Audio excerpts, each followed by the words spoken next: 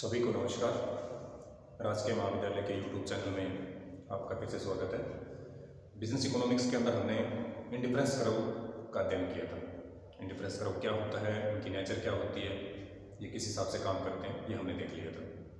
उसी टॉपिक को हम आगे एक्सप्लेन करते हैं। आज हम देखेंगे कि जो तटस्थ वक्र होता है उस पर उपभोक्ता का संतुलन कहाँ पर होता है, उपभोक्ता का संतुलन किस प्रकार स्थापित होता है। तटस्थ वक्र उपभोक्ता संतुलन यानी इंडिफरेंस कर्व पे जो कंज्यूमर है उसका इक्विलिब्रियम कहाँ पर स्थापित होता है, कौन कौन सी शर्तें हैं जो पूरी होने पर उपभोक्ता का संतुलन होता है। इसके अंदर जो है हम देखते हैं कि तटस्थ वक्र में बताता है कि दो वस्तुओं का जो गुड्स हैं उनके अलग अलग संयोग को तटस्थ वक्र प्रदर्शित करता है। एक तटस्थ वक्र के अंदर अलग अलग पॉइंट्स पे हम देख सकते हैं कि एक उपभोक्ता जो है वो कौन सी गुड्स का कितना उपभोग कर रहा है। अब अलग अलग कॉम्बिनेशन बनते हैं तो उपभोक्ता का संतुलन कहाँ पर हो, कौन से बिंदु पे हम ये मान के चलें कि इस बिंदु के ऊपर जो है वो उपभोक्ता संतुलन में है। अलग अलग पॉइंट्स होंगे तो दो वस्तुओं के अलग अलग संयोग कहाँ स्थापित हो, इसके लिए मेजर 3 कंडीशंस होती हैं आपकी। पहली आपके इसके अंदर आती है इंडिफरेंस जो कर्व है वो क्या होना चाहिए, मूल्य या कीमत रेखा को स्पर्श करता हुआ होना चाहिए। किस प्रकार से होगा ये, पहली कंडीशन क्या है कि जो आपका इंडिफरेंस कर्व है वो टेंजेंट होना चाहिए प्राइस लाइन के, आपकी जो कीमत रेखा है। तो पहले अपने देखते हैं कि कीमत रेखा क्या होती है। कीमत रेखा वो रेखा होती है जो दो वस्तुओं के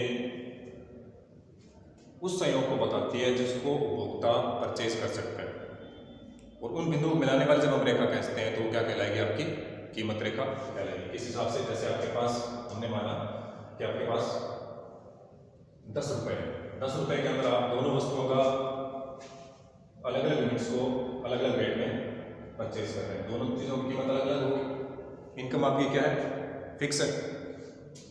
तो अब आप देखेंगे कि 10 रुपये में आप इस वस्तु को कितना परचेज कर सकते हैं। हमने माना जैसे इसका कीमत क्या है, 2 रुपये। आपकी आय कितनी है, 10 रुपये, आपके पास 10 रुपये है, उसमें आपको क्या बनानी है, कीमत रेखा बनानी है। कैसे बनाएंगे, तो 2 रुपये के हिसाब से आप कितने यूनिट परचेज कर सकते हैं, 1 2 3 4 5 यूनिट परचेज कर सकते हैं 10 रुपये में। तो यहाँ पर हमारा एक बिंदु कहाँ बन गया, यहाँ पर बन गया। अब हम बात करते हैं वाई गुड्स की। सपोज दैट इसकी जो प्राइस है वो क्या है, 1 रुपये। अब इसको आप कितना परचेज कर सकते हो, 1 रुपये में आप इसकी 10 यूनिट परचेज कर सकते हैं। 1 रुपये के हिसाब से मैक्सिमम कितना खरीद पाओगे, सिर्फ एक ही वस्तु को अगर आप खरीद रहे हैं तो इसकी 10 यूनिट परचेज करोगे, जहाँ पे 10 यूनिट आ रही है वहाँ पे आप क्या करोगे, इस पर एक पॉइंट लगा दीजिए। इसको मैक्सिमम कितना परचेज किया आपने, 5 यूनिट, इसको मैक्सिमम 10। अब इन दोनों को जो मिलती हुई रेखा है उसको पॉइंट से एक रेखा खींच के दोनों पॉइंट को मिलाते हैं। अब ये जो रेखा बनी आपकी ये क्या कहलाएगी, कीमत रेखा कहलाती है। हमारी पहली शर्त क्या है, इंडिफरेंस कर्व है वो कीमत रेखा को स्पर्श करता हुआ होना चाहिए। इंडिफरेंस कर्व कैसे होता है आपको पहले बता दिया गया, तो मैंने ये खींच दिया। तो इसमें से कौन सा मैंने इसको दे दिया, IC1 IC2 IC3, indifference curve first second third.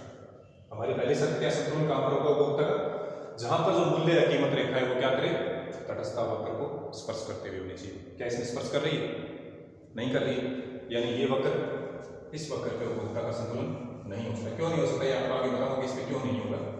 पहले हम देखते हैं क्या ये कंडीशन पूरी हो रही है, नहीं हो रही। इन दोनों में ये कंडीशन पूरी हो रही है, यानी इन दोनों में कहीं भी किसी में भी संतुलन इसका हो सकता है। तो पहले हमारी चीज क्या होती है, इंडिफरेंस कर्व वो क्या होना चाहिए, इसको स्पर्श करता हुआ होना चाहिए। तो उपभोक्ता का क्या होगा, संतुलन होगा इसके अंदर, इंडिफरेंस कर्व के अंदर। अब बात करते हैं दूसरी कंडीशन की। दूसरी कंडीशन क्या कहती है कि जो इंडिफरेंस कर्व है वो साम्य बिंदु पर, जहाँ पे संतुलन हम देख रहे हैं कहाँ पे होगा, उस बिंदु से मूल बिंदु के प्रति क्या होना चाहिए, उन्नतोत्तर या कॉन्वेक्स होना चाहिए। उन्नतोत्तर किसको बोला जाता है, ये जो शेप होती है यहाँ वाली, इसको कॉन्वेक्स बोला जाता है, ये कॉनकेव कहलाता है। तो इसको मूल बिंदु के प्रति उन्नतोत्तर या कॉन्वेक्स बोला जाता है। तो बिंदु कैसा होना चाहिए, इंडिफरेंस कर्व मूल बिंदु के प्रति उन्नतोत्तर या कॉन्वेक्स होना चाहिए। पहली कंडीशन क्या थी कि जो कीमत रेखा है उसको स्पर्श करता हुआ होना चाहिए, पहली कंडीशन पूरी होगी। दूसरी कंडीशन क्या कहती है, उन्नतोत्तर होना चाहिए, जो ये चीज बढ़ रही है यहाँ पर संतुलन होगा, ना कि इस पर। ठीक है, दूसरी कंडीशन समझ में आ गई आपकी।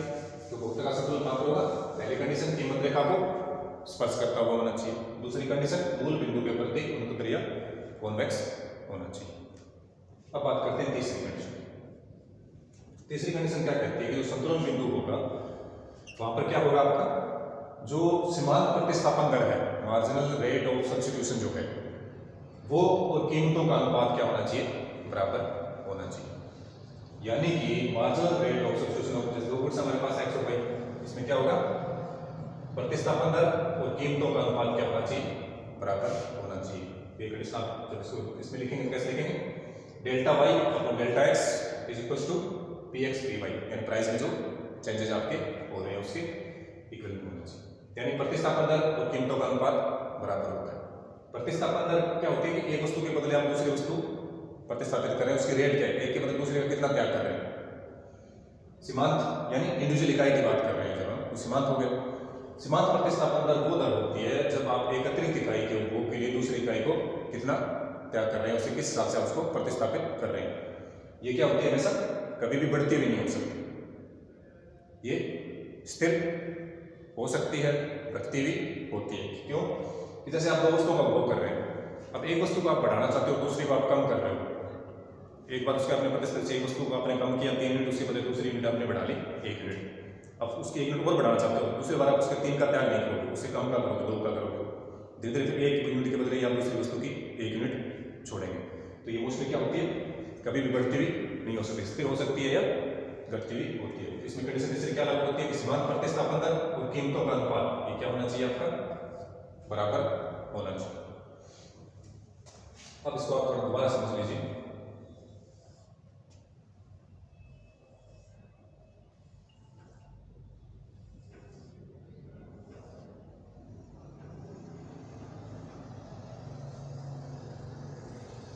ये हमने स्पर्श रेखा, इसको क्या बोलेंगे, कीमत रेखा। ये एक्स वस्तु उपभोग कर रहे हैं, ये वाई वस्तु उपभोग कर रहे हैं, ये अलग अलग इंडिफरेंस कर रहे हैं। ठीक, अब आपसे पूछा जाए कि कौन से बिंदु के ऊपर जो है वो उपभोक्ता संतुलन में होगा, या हमने एक पॉइंट लगा दिया। इस बिंदु पे क्या होता है, उपभोक्ता संतुलन में होता है। क्यों, क्योंकि हमारी तीनों कंडीशन सिर्फ इसी पॉइंट के ऊपर पूरी हो रही है। पहली कंडीशन क्या है कि कीमत रेखा को स्पर्श करता होना चाहिए, कर रहा है। दूसरी कंडीशन मूल बिंदु के प्रति उन्नतोत्तर होना चाहिए, बिल्कुल है। और तीसरी सीमांत प्रतिस्थापन दर क्या है, यहाँ पे बराबर है किसके, कीमतों के अनुपात के। अब आप बोलोगे कि इस पे क्यों नहीं होगा, इस पे इसलिए नहीं होगा कि ये जो वक्र है ये क्या बता रहा है, दो वस्तुओं के संयोग को बता रहा है। इस बिंदु के ऊपर हम क्या कर रहे हैं, इतनी तो हम वाई यूज कर रहे हैं और इतनी एक्स यूज कर रहे हैं, यानी हमारी इनकम के अंदर दोनों वस्तु कितने में सक्षम है। अगर मैं इस पॉइंट की बात करूं तो इस पॉइंट पे हम वाई का इतना यूज कर रहे हैं और एक्स का इतना यूज कर रहे हैं। अब इनके लिए जो हमें पेमेंट करना पड़ेगा वो पेमेंट हमारे पास है ही नहीं, हमारी बजट रेखा से ऊपर जा रहा है, ये संयोग हम परचेज कर ही नहीं पाएंगे, तो उपभोक्ता का संतुलन होगा ही कैसे। यानी ये चीज पे संतुलन कभी नहीं हो सकता। ये क्या है, उपभोक्ता की रेंज से बाहर है। अब इसकी बात करते हैं, इस पे कितनी यूज कर पाएगा ये, इतनी एक्स वाई और इतनी एक्स, तो इससे तो बेटर संयोग यहाँ पड़े, तो ये क्या करेगा, जब संतुलन इस पे करेगा इस पे करेगा, इससे ज्यादा वस्तु खरीद पा रहा है, ज्यादा वस्तु उपभोग करेगा, ज्यादा संतुष्टि मिलेगी, तो संतुलन किस पे होगा, इस पे करेगा ना कि इस पे। तो ये तो क्या है, इससे ज्यादा बढ़िया ऑप्शन उसके पास पूछ लें तो इसको भी संतुलन नहीं होगा, वो क्या करेगा, धीरे धीरे ऊपर की ओर बढ़ेगा और जहां तक वो परचेज कर सकता है वहां तक परचेज करने की कोशिश करेगा, इससे ऊपर वो जा नहीं सकता। तो कहां पर होगा आपका संतुलन, जहां कीमत रेखा को स्पर्श करे, मूल बिंदु के प्रति क्या हो, उन्नतोत्तर हो, और प्रतिस्थापन दर सीमांत जो है वो कीमतों का अनुपात क्या होना चाहिए, आपका बराबर होना चाहिए। तो ये था आपका तटस्थ वक्र के अंदर उपभोक्ता का संतुलन, consumer equilibrium in indifference curve. Thank you.